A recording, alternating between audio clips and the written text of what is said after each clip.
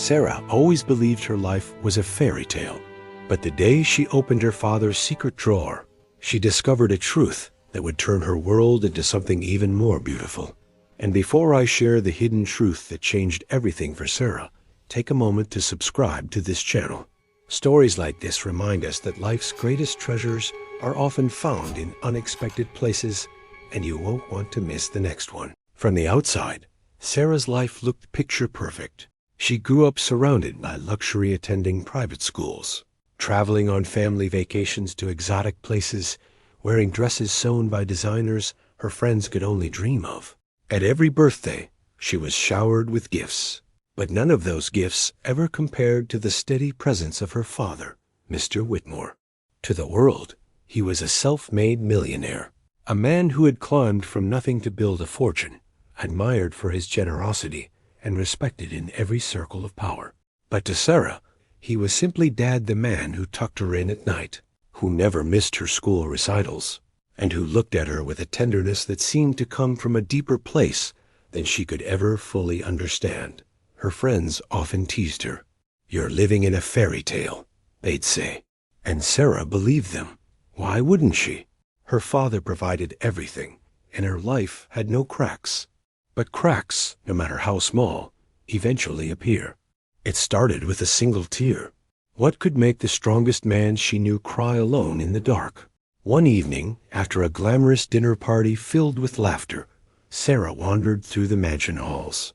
She passed by her father's study and noticed the door was slightly open. Curiosity tugged at her. Inside, the man she had always seen as invincible sat hunched at his desk, shoulders heavy with invisible weight. He wasn't reviewing contracts or celebrating a deal. He was staring at a faded photograph. Sarah froze. For the first time in her life, she saw a tear slide down his cheek. It was a sight so foreign, so raw, that it unsettled her. This was her father, the man who carried the world on his shoulders. Yet here he was, broken by a memory. She stepped back quietly, unwilling to intrude, but that image haunted her all night. Why would a man who had everything cry alone in the dark? The question gnawed at her. When questions refuse to rest, secrets demand to be found. Over the next days, Sarah became more aware. She noticed moments when her father seemed distant, gazing out the window with a heaviness she couldn't name. His laughter was warm, his love obvious, but there was something hidden beneath it all. One afternoon, curiosity drew her back to the study. The air was still, carrying the faint scent of leather and old books. She ran her fingers across the smooth surface of the mahogany desk, feeling the grooves of time carved into the wood. And then she noticed it one drawer that didn't look like the others. Its edges were more defined, almost concealed, with a tiny brass keyhole glinting faintly in the light. Sarah's pulse quickened. She tugged on it gently, but it was locked. A drawer she had never seen opened before. That night, she lay awake, staring at the ceiling. Questions swirled inside her. What could be inside? Why did her father keep it hidden? And why, every time she pictured him crying, did her heart ache with a strange fear she couldn't explain? Sometimes fate hands you the key to answers you're not ready for. Days later, as she dusted the shelves, her fingers brushed against something small and metallic. Wedged behind a row of heavy books was a tiny brass key. Sarah froze. The breath caught in her throat.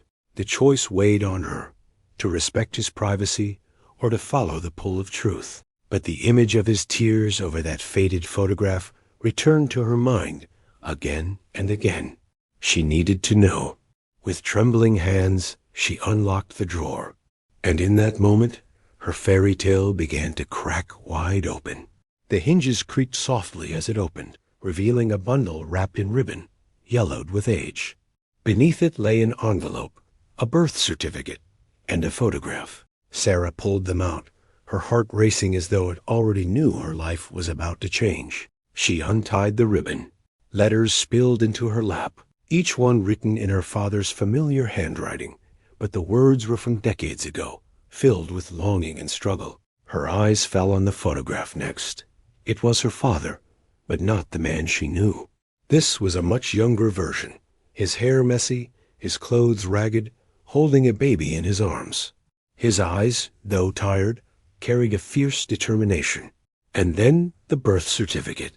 Sarah's eyes scanned the page, her breath stalling when she saw it. The name listed wasn't hers. The child in the document wasn't Sarah Whitmore. The girl who thought she had everything suddenly didn't know who she was at all. Her hands shook. The truth pieced itself together in her mind, each fragment heavier than the last. She wasn't born into this mansion, into privilege or wealth. She had been adopted, found abandoned as a baby. And her father, the man who had built an empire, had chosen her. Sarah sank into the chair, clutching the photograph. Tears blurred her vision. All her life she thought she was the daughter of a millionaire, living in a fairy tale written by fortune. But the real story was different. She was the daughter of a man who had seen her, who had chosen her when she had nothing, and who had poured every ounce of himself into giving her a life. But could love survive the weight of a secret this big? That night, when M.R. Whitmore returned home, Sarah couldn't hold it inside. She walked to him, tears streaming down her face, the photograph in her hand. "Dad," she whispered, her voice breaking, "why didn't you tell me?" He froze, his eyes falling to the photograph. Silence filled the space between them, heavy and fragile. Then he stepped closer, his hand trembling as he placed it gently on her shoulder. "Because," he said softly, "I wanted you to feel safe. I never wanted you to doubt, not even for a moment, that you were mine. Not by blood, Sarah, but by choice. You were the reason I worked so hard, the reason I built everything. Loving you was never a secret. It was my greatest blessing." The words cracked something open in Sarah. She collapsed into his arms, sobbing. But it wasn't betrayal she felt. It wasn't anger. It was something far greater, gratitude. And with that gratitude came the courage to hear the rest of the story. In the days that followed, Mr. Whitmore shared the story he had kept locked away. He spoke of the days before wealth, when life had been a constant struggle. He had worked 3 jobs, slept on floors, barely scraping by. And then, one freezing morning, he stumbled upon a baby wrapped in a thin blanket, left alone with nothing but a note that read, "Please, give her a chance." He could have walked away. He could have told himself it wasn't his responsibility. But something in him refused to leave her. He didn't have money. He didn't even have a home fit for a child. But he had determination. He had love. So he chose her. And from that moment forward, every decision he made, every deal struck, every risk taken, every sleepless night was driven by one goal, to give her a future. Sarah listened, tears streaming as she held his hand. The mansion walls around her suddenly felt different. They weren't built on fortune. They were built on sacrifice. Every brick carried a story of love stronger than circumstance. Real wealth isn't measured in money. It's measured in moments like this. One evening, as they sat together, Sarah said softly, "You gave me everything, Dad. Not just this life, but love. The kind of love no fortune can buy." Mr. Whitmore's eyes glistened. "Sarah, you were never an accident. You were my miracle." Those words lingered in her heart. She realized her true inheritance wasn't wealth, but something far more lasting, a love that had chosen her before she could even speak. And with that realization came a new purpose. Sarah didn't want to simply live in the blessing she had received. She wanted to multiply it. Together with her father, she began visiting adoption centers.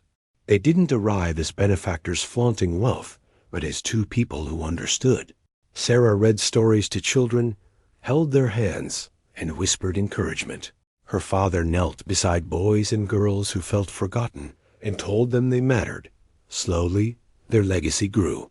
Not in bank accounts or investments, but in lives touched, in children who found homes, in families that were made whole.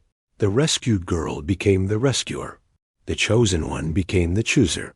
Sarah's laughter carried a new depth. Her compassion became her most radiant feature. Every time she met a child waiting for a home, she saw herself. And silently, in her heart, she would whisper, "I know how you feel. I was you once." One morning, Sarah and her father stood on the balcony of their mansion, watching the sun rise over the city. She leaned her head against his shoulder, and he wrapped his arm around her. Neither spoke. They didn't need to. The truth hadn't shattered her fairy tale. It had transformed it. She now understood that real fairy tales aren't built on castles or riches. They are built on love. And sometimes the greatest treasure is not the life we're born into, but the love we're chosen for. Sarah closed her eyes, feeling the warmth of the sunrise on her face. Her father kissed her forehead, and in that moment she knew this was her real inheritance. The story she would carry forward, the love she would share with the world. Because fairy tales don't always begin with magic. Sometimes they begin with a man who chooses love over everything else. And if this story touched your heart the way it touched Sarah's, don't leave without subscribing to this channel. Share this video with someone who needs a reminder that love can rewrite any destiny. Together, let's spread more stories that inspire hope, faith, and compassion.